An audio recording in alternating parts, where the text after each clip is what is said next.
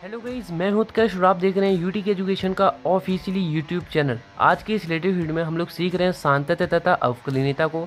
इसकी आज पार्ट 2 वाली वीडियो है। पार्ट 1 वाली वीडियो बहुत दिनों पहले ही आ गई थी, जिसमें मैंने आपको सांतत्य जांच सिखाई थी। और आज की इस वीडियो में हम लोग अवकलनीयता को यानी डिफरेंशिएबिलिटी को सीखेंगे। ठीक है, अवकलन कैसे करते हैं, डिफरेंशियल आखिर कैसे प्रूव करते हैं, सब कुछ सीखेंगे। A to Z चीज़ सीख लेंगे अवकलन की आज की इस वीडियो में। अवकलन के लिए वन शॉटेड वीडियो है, इसलिए आपको इसको पूरा देखना पड़ेगा। एंड देन 20-30 मिनट के बाद आपको अवकलन A to Z आ जाएगा। बिल्कुल आपको फिक्र नहीं करनी है, ठीक है। बस आपको एक बार मन लगा के इस वीडियो को देख लेना है। एंड कहीं नए हो तो चैनल को सब्सक्राइब कर लेना भाई, हर बार की तरह, ठीक है। और वीडियो को भी लाइक कर देना। और साथ ही साथ आप आज की इस वीडियो में आपके लिए एक बहुत तगड़ा सरप्राइज़ है, क्योंकि आपको ये सरप्राइज़ में सभी को 100% बच्चों को ये सरप्राइज़ मिल रहा है। ये सरप्राइज़ क्या है कि आपको अवकलन के जितने भी फंडामेंटल फॉर्मूले हैं वो सब याद हो जाएंगे आज की वीडियो। अब वो करेंगे कैसे, वो सब ट्रिक है इसमें, ठीक है। सब ट्रिकल वीडियो है ये, बिल्कुल ट्रिक ही ट्रिक है आज की इस वीडियो में, ठीक है। सब फॉर्मूले याद हो जाएंगे, अधिकतर क्वेश्चन कर लोगे एनसीईआरटी के। बस इस वीडियो को पूरा देख लो, ठीक है। चलो शुरू करते हैं अब बिना किसी देरी के, ठीक है। देखो यहाँ पे मैंने कुछ यहाँ पे 3 पर्चियाँ तैयार की हैं, 1 2 1 3, ठीक है। पहली पर्ची को ए नाम दिया है, दूसरी पर्ची को बी दिया है, तीसरी पर्ची को सी दिया है। इन तीनों ही पर्चियों को देखेंगे, बट उससे पहले आपको एक फंडामेंटल फॉर्मूला यहाँ जो मैंने लिखा है इसको समझना पड़ेगा। चलो इसको समझते हैं। और ये कैसा फॉर्मूला लिखा है इन्होंने, देखो कहीं आपको d/dx दिख जाए, क्योंकि आपको अधिकतर जगह d/dx देखने को मिलेगा। और d/dx आखिर है क्या चीज़, इसको भी समझ लेते हैं। d/dx के आगे जो चीज़ लिखी होती है, d/dx ये प्रपोज करता है कि आपको उसका x के सापेक्ष अवकलन करना है, ठीक है। तो d/dx का मतलब है कि अवकलन करना है x के सापेक्ष, सिंपल सी बात है, ठीक है। तो यहाँ पे बहुत सारे क्वेश्चन ऐसे हो सकते हैं भाई, x के सापेक्ष अवकलन आगे हम कैसे करेंगे। तो देखो ये फॉर्मूला जो है ना, ये अवकलन का सबसे ज़्यादा तगड़ा फॉर्मूला है, ठीक है। और इसको समझने की जरूरत नहीं है, जितने क्वेश्चन आप करोगे आपको ऑटोमेटिक फॉर्मूला याद हो जाएगा, ठीक है। ज़िंदगी में नहीं भूलोगे। बस मेन चीज़ ये है कि आप कितने क्वेश्चन अटैम्प्ट करते हैं अपने एनसीईआरटी बुक से, ठीक है। जितने ज़्यादा अटैम्प्टिंग होगी उतनी ही ज़्यादा आपको समझ में आएगा, ये पहले बता देता हूँ मैं। तो जैसे d/dx x की पावर n होता है, तो उसका जो फॉर्मूला होता है वो होता है कि n आगे आ जाएगा, x वैसे ही रहेगा, और इन सब की पावर n-1 हो जाएगी, ठीक है। d/dx x की पावर n बराबर n(x(n-1). सिंपल सा फॉर्मूला भी है ना। चलो ये तो आपको फंडा फॉर्मूला, ये मैं बताते रहूँगा बीच बीच में, आप जितने क्वेश्चन करेंगे आपको याद भी होता जाएगा फॉर्मूला, ठीक है।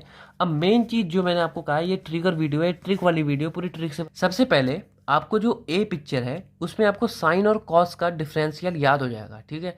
ए पिक्चर में आपको साइन और कॉस का डिफरेंशियल याद हो जाएगा। वो कैसे होगा, जिसके नीचे अंडरलाइनिंग है, आप ये समझिए, आपको जिसके नीचे अंडरलाइनिंग है और वहाँ से एक तीर जा रहा होगा, यानी आपको साइन ऑफ एक्स का करना है, ठीक है।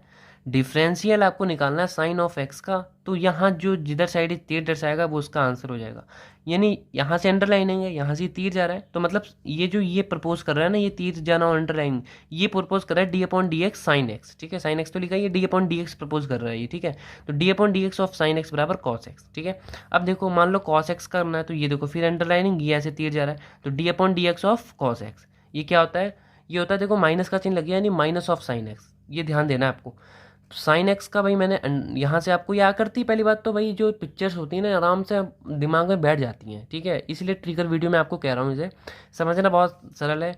साइन का कॉस होता है, कॉस का माइनस साइन होता है, सिंपल सी बात है। बहुत लोग कहते हैं सर हमें क्या हो रहा है कि इंटीग्रल में थोड़ा कन्फ्यूजन होता है, क्योंकि जो फॉर्मूले वो धड़ाधड़ मैच होते जाते हैं एक दूसरे से ना। कोई बात नहीं, इंटीग्रल वाली वीडियो भी मैं बहुत जल्द लाऊंगा, और इंटीग्रेशन के जितने फॉर्मूले हैं, जितने रूटर फॉर्मूले, जितने अनरूटर फॉर्मूले, सब कुछ सीख लेंगे भैया। आप खाली थोड़ा सा टाइम दो, सब कुछ सेटअप हो रहा है, सब बिल्कुल धड़ाके से चलने वाला है यूटी की एजुकेशन अब, ठीक है।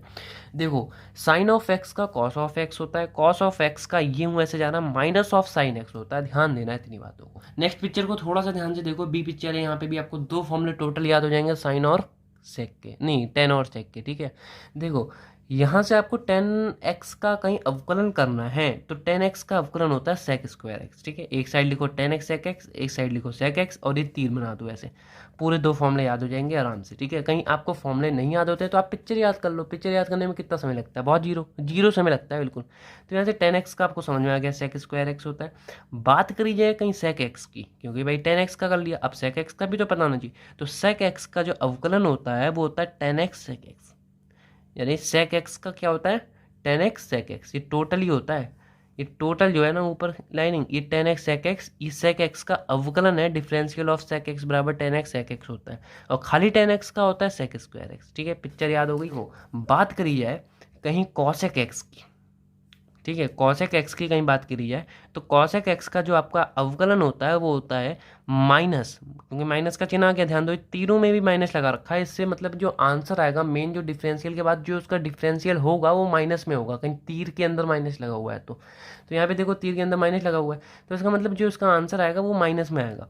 तो कॉसेक एक्स का जो अवकलन होता है वो minus of cosec x cot x होता है, ये पूरा जो है ना ये आपका होता है कॉसेक एक्स का। और बात की जाएगी कॉट एक्स की, तो कॉट एक्स में भी देखो माइनस का आंसर आ गया ना तीर में, तो यानी जो उसका आंसर आएगा डिफरेंशियल ऑफ कॉट एक्स होगा वो माइनस का होगा, तो डिफरेंशियल ऑफ कॉट एक्स बराबर होता है minus of cosec square x. ठीक है, एक साइड कॉसेक स्क्वायर एक्स लिखो, एक साइड लिखो सेक एक्स कॉट एक्स, ये तीर बना दो खाली, आपको दो फॉर्मूले और याद हो जाएंगे। ठीक है, चलो अब शुरू करते हैं कुछ क्वेश्चंस को लेके, ताकि आपको कुछ समझ में भी आए। जो सबसे मेन और तगड़ा फॉर्मूला है इसके आधार पे एक क्वेश्चन मैं आपको समझा देता हूँ पहले।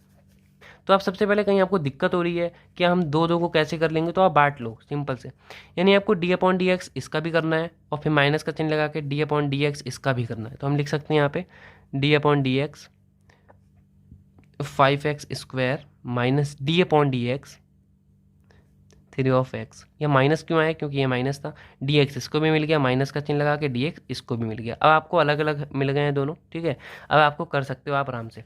देखो यहाँ कहीं हम फॉर्मूला देखें, कहीं देखो D upon d x x की पावर एन होती है, एक्स की पावर एन होती है, तो वो एन आगे आ जाता है, यानी जो पावर होती है वो आगे आ जाती है, एक्स अपनी ही जगह रहता है, और जो पावर थी उससे 1 माइनस कर दी जाती है। ठीक है, तो ये इसका अवकलन हो जाता है सिंपल से। तो चलो यहाँ पे देख लेते हैं इसका क्या होगा, हम बराबर का चिन्ह लगाना नहीं भूलेंगे। तो देखो एक और मैं बात बताना आपको भूल गया, आप क्वेश्चन आ गया तो मैं आपको बता देता हूँ। कभी भी आप अवकलन कर रहे हो और कोई कांस्टेंट आ जाए, यानी नियतांक आ जाए, जैसे 5 6 4 10 20, इनका मान फिक्स है, 5 5 ही रहेगा, 5 कभी 6 नहीं हो पाएगा, इनको इसलिए कांस्टेंट कहते हैं, नियतांक कहते हैं। तो कभी भी आपको डिफरेंशिएबिलिटी में कहीं आपको नियतांक कांस्टेंट कोई मिल जाता है तो आप उसे बाहर फेंक देते हो सबसे पहले तो, यानी आपको डी अपॉन डी एक्स से 5 को बाहर फेंक देना, 5 का कोई काम नहीं है, 5/2 बाहर जाओ। ठीक है, तो 5 को हमने बाहर फेंका, अब डी अपॉन डी एक्स किस पे आ गया, अब 5 बाहर गया तो खाली एक्स स्क्वायर पे चला, तो एक्स स्क्वायर पे आ गया माइनस। अब सेम टू सेम यहाँ भी ऐसी होगा, देखो यहाँ 3 तो वही एक तरह से कांस्टेंट है ना। हाँ, हालांकि ऐसा हो सकता है आपको कहीं कहीं मिला दिख जाए, कहीं आपको लिखा दिख जाए डी अपॉन डी एक्स, यहाँ लिखिए 5+3x लिखा मिल जाए मान लो। ठीक है, तो आप इसे कैसे करेंगे, आप लिखेंगे D upon d x 5 and plus लगा के D upon d x 3x। ठीक है, यानी आपने इसको भी दे दिया, इसको भी दे दिया। ठीक है, अब देखो किसी भी कांस्टेंट का अवकलन हमेशा 0 होता है। ठीक है, यानी आप किसी भी संख्या का अवकलन नहीं कर सकते हैं, उसका अवकलन 0 ही आना है हमेशा। हालांकि कहीं गुणा में होता है तो हम उसको बाहर फेंक देते हैं, बट कहीं पॉजिटिव में है तो हम उसको लिखेंगे एंड देन यहाँ पे शून्य लिख देंगे, क्योंकि किसी भी कांस्टेंट या अवकलन शो कर रहा है ना कि इसका आप अवकलन करो, तो 5 तो एक नियतांक है, और मैंने कहा कांस्टेंट यानी नियतांक का अवकलन 0 होता है, तो ये तो पूरा 0 हो गया। ठीक है, क्योंकि अवकलन इसका टोटल आंसर 0 आ गया। इसका मैं बताता हूँ अभी, देखो कैसे होगा 3x का। अब 3x का हम क्या कर रहे हैं, 3 में भी एक हमें कांस्टेंट मिल गया और गुणा n के बीच, 3 को बाहर फेंक देंगे, 3 को बाहर फेंका, डी अपॉन डी एक्स किया एंड आपका खाली अब x बचा इधर, तो हमने यहाँ पे x को लिख दिया। सिंपल सी बातें हैं भाई, बहुत सिंपल बातें हैं, आप समझते जाओ खाली।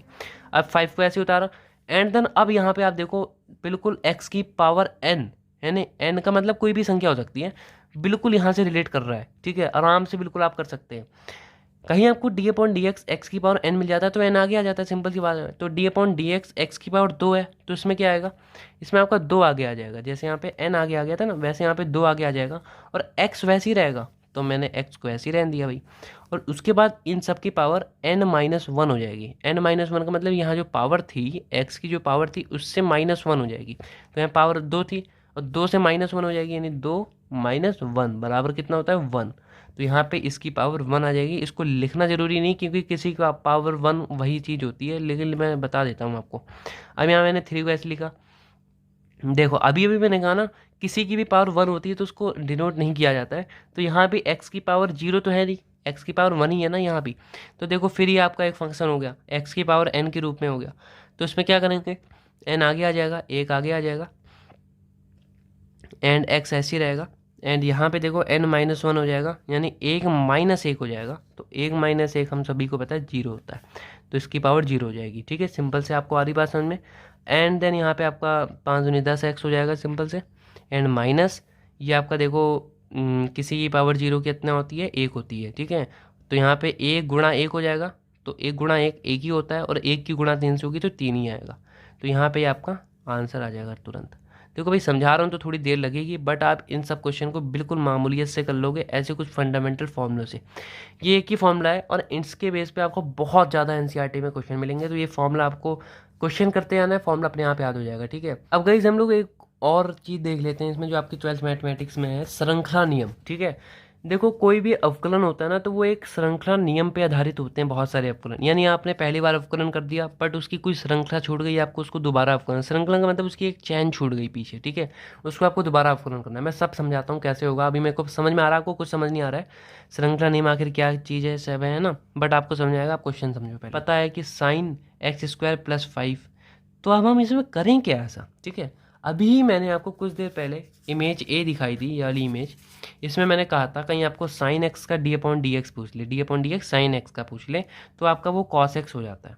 यानी x से कोई मतलब नहीं है भाई, x का मतलब ये नहीं खाली x ही होगा, x² + 5 भी एक तरह का x ही है। x का मतलब यहाँ कोई भी फंक्शन हो सकता है। ठीक है, यहाँ भी कोई भी वही फंक्शन आ जाएगा, जो यहाँ फंक्शन था वही फंक्शन यहाँ भी आ जाएगा। ठीक है, तो चलो देखते हैं। तो sin x का अवकलन cos x होता है, तो मैंने sin x क्या लिख दिया, cos x, cos, और x यहाँ पे x ही था तो यहाँ x ही रहा। यहाँ पे x² + 5 है, तो यहाँ मैं x² + 5 लिख दूंगा।